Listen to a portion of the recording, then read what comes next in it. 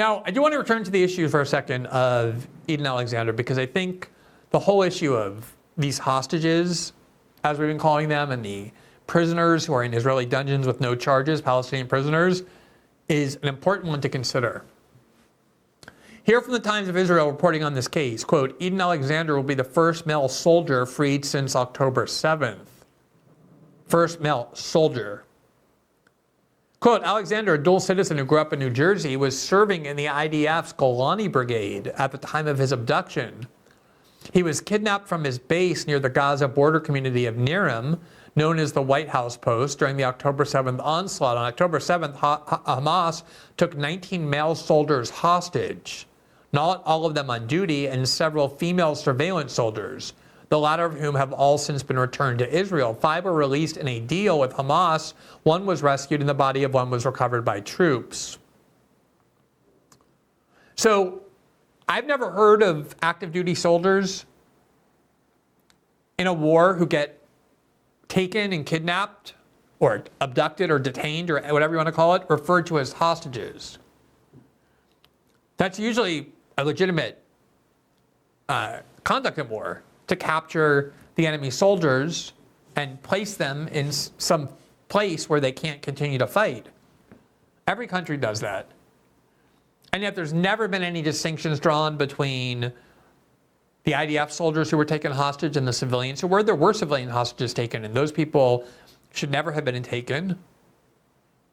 And I think it's correct to call them hostages, but not IDF soldiers. Just as there's been no attempt to distinguish between active duty military soldiers who were killed on October 7th versus civilians. We kept, and you keep hearing to this day, 1,200 innocents killed on October 7th, when in fact, at least something like half of them are, even more than half, were active duty soldiers or police officers on bases or armed agents of the state.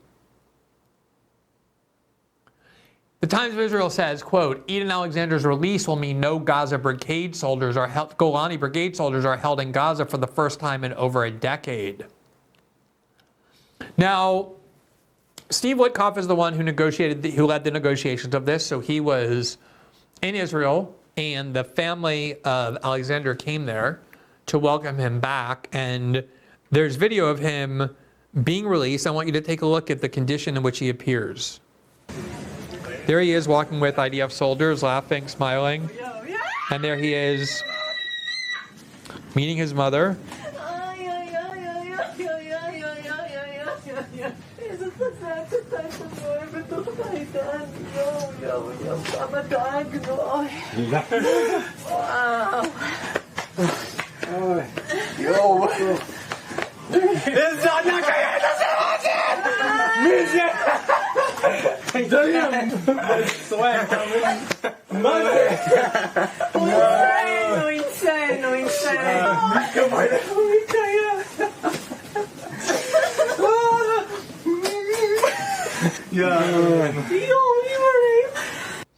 And I should say this is not unusual for Israelis released by Hamas. They've all looked quite good, well-fed. There was one group of, I think, 3 Israelis who were released who seem to have been thin. That's because there's now mass starvation in Gaza. The ones who got released early all said, oh yeah, they would, whatever food they had, they would share with us. And over time, they got concerned that these people were coming back and talking well about the conditions of their captivity. And so it got much darker as they were coached, but you can just see them in these videos. I'm not saying they're doing well. Obviously, being held in captivity anywhere for a year and a half is going to be unpleasant, probably isn't good for your health, especially when you're in the middle of a place that's being massively bombed by your own government's military indiscriminately. You're probably constantly petrified of dying in an Israeli airstrike, as many of these people did.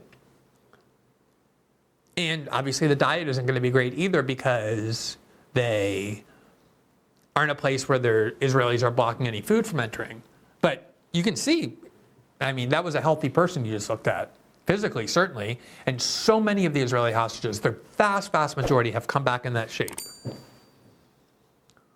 Now, you compare that to the Palestinian civilians who have been abducted from Gaza or the West Bank and detained with no charges. The Israelis call it administrative detention. They put them in these dungeons where there's widespread reports of them barely eating anything. A 17-year-old prisoner who was both Palestinian and Brazilian ended up just dying about a month ago. And he was in a condition of starvation and vulnerable to all kinds of viruses and infections. And the Brazilian government is demanding answers, but none are forthcoming. 17-year-old kid, totally healthy, dying in an Israeli dungeon. And again, these are not people convicted of crimes. I mean, some of them are, but the vast majority are just picked up and held there. These are civilians. These are people not convicted of anything. And yet we call even the soldiers, the IDF soldiers in Gaza, we call them hostages. And we call the civilians, the Palestinian civilians in these hideous prisons where there's been documented rapes. Remember, members of the Knesset actually went and protested in favor of the soldiers who got caught on video gang raping a prisoner. And then Israeli media argued, no, gang raping is a legitimate weapon of war to use against Palestinians. But you compare the people who are coming out of Gaza, being released by Hamas to Israel, and the relatively healthy state they are in, to the utterly broken, hollowed out, emaciated, disease-ridden people, Palestinians, civilians, who are turned over to Gaza as part of these deals. They barely resemble human beings. Here's a Palestinian teacher. Those barracks had forms of torture that were indescribable. For 45 days, I was blindfolded and on my knees, and there you see pictures of his scabies-ridden skin. The same posture one would have praying to God Almighty, blindfolded and shackled. One would sleep with shackles on your hands. After that, I was transported to Negev prison. In Negev prison, all kinds of tortures are there. Whatever form of torture you can think of is there. I told you they would use electric shocks on us. Electricity was used in torture. In addition, dogs were used in torture. That is all. And if you look at his face, for those of you who are listening and not watching, he looks like someone liberated from Auschwitz. He's somebody who, is barely a person any longer. And this is not an aberration. There is no question that people in Gaza with Hamas are treated better than the people coming out of these Israeli prisons who are there on no charges, no conviction. It's just a fact. And there's been ample documentation. They got caught on video gang raping Palestinians, including just recently. And they come out with scabies all over them, all over their skin, and emaciated. Just today in the Israeli newspaper Haaretz, the writer Jonathan Pollock wrote a letter in the form of a column to an Arab friend of his named Nadal. And it says, Nadal, you're dying in an Israeli prison, and I don't know how to save your life. Quote, you are dying of hunger and colitis in Megiddo prison, where you're held without charges or a trial. May your captor starvers be damned. That's from an Israeli Jew who is a journalist. And again, there have been all kinds of independent human rights organizations that have issued documented reports on the abuse and horrific torture endured by Palestinians, and sometimes even death. And yet we call those prisoners, even though they're convicted of nothing, but we call Israeli soldiers on active duty at military bases and in tanks who are taken by Hamas, we call those hostages, just to give you a sense for how we value the humanity of one side and don't value the humanity of the other at all. And it just makes no sense.